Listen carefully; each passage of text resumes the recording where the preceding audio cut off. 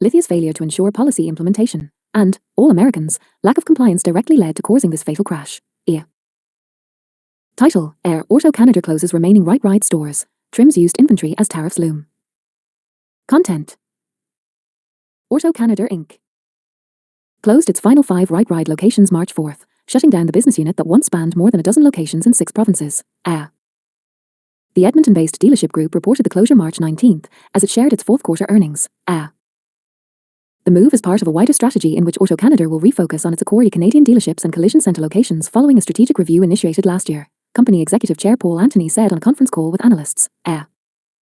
Auto Canada aims to sell US dealerships within the year. The company sold 3 Stellantis dealerships in Alberta and British Columbia last fall and plans to divest its 10-location US operation this year as part of the same process. The group, which owns 64 franchised stores in Canada, launched Right Ride in 2018 to make non-prime financing products available at its dealerships and online.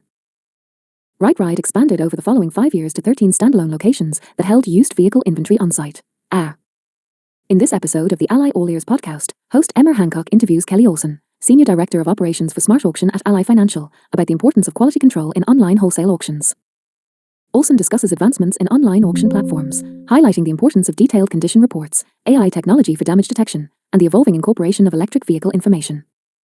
All aimed at building trust and reliability for dealers purchasing pre-owned inventory. But mounting losses prompted Auto Canada to close 7 unprofitable stores last September. At the remaining performing stores, the company said it would cut inventory and refocus on Right Ride's original subprime financing offerings. 6 months later, the company said the complete closure of the unit will allow it to reduce leverage. Antony said the Right Ride business unit lost $11 million in adjusted EBITDA in 2024.